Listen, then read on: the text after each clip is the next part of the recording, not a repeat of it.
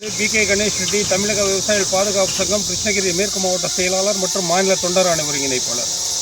இந்த வீடியோவில் தெரிஞ்சு இருக்கக்கூடிய காட்டு யானை நைட்டு 7 மணிலேருந்து 8 மணிக்குள்ளேயே வெளியே வந்துடுது.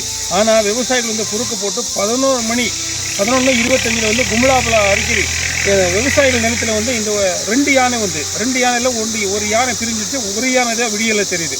இப்படி இருக்கும்போது ஒவ்வொரு நாளுமே யானைகள் அட்டகாசம் அதிகமாக இருக்குது. கிருஷ்ணகிரி மாவட்டம் தளி ஜவளகிரி வனசரகம் தேவர்பேட்டை காப்பு காட்டிலிருந்து வெளியேறிய யானைகள் இந்த மாதிரி ஒரு மிகப்பெரிய அளவில் பயிர் சேதாரம் மற்றும் இந்த சாமந்தி மலர்கள், தக்காளி எல்லாமே இப்போ சீசன் தான். இந்த சீசனில் அடிக்கடி யானைகள் வெளியே வரும்.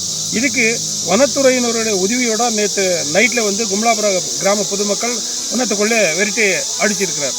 ஆனால் எல்லாம் ஜவளகிரி வனசரகத்தில் தேவர்பேட்டை வரையும் இரும்பு ரோப் வேலி அமைந்திருக்கிறார். இப்போ தேவர்பேட்டையிலேருந்து 0. முத்தியாலமடுக்கு வரையும் இன்னொரு 7 கிலோமீட்டர் இது முடித்தா விவசாயிகளுக்கு சாதகமாக இருக்குது அப்படின்னு நாங்கள் ஒன்று கோரிக்கை வைக்கிறோம். இது இல்லாமல் வனத்துறையினர் ஆள் பற்றாக்குறை இருக்கிறதுனால இன்னும் அவர் ஒண்டி கொடுத்து அந்த பகுதியில் இருக்கக்கூடிய விவசாயிகளவே இந்த இரும்பு ரோப் வேலி போடுறது வரை யானை காட்டேருந்து வெளியே வராமல் தடுத்து நிறுத்தம் அப்படின்ற தமிழக விவசாயிகள் பாதுகாப்பு சங்கம் ஒரு கோரிக்கை என்பது நாங்கள் வச்சிருக்கிறோம்.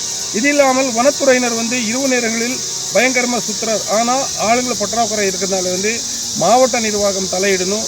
இது இல்லாமல் மாவட்ட வன காப்பாளர் தலையிட்டு இந்த இரும்பு ரோப் வேலி உடனடியாக அமைத்து கொடுத்தா விவசாயிகளுக்கு நல்லா இருக்கும் அப்படின்னு சொல்லி தான் நம்மளுடைய சங்கத்தினுடைய கோரிக்கை என்பதை நான் பதிவிட்டிருக்கிறேன்.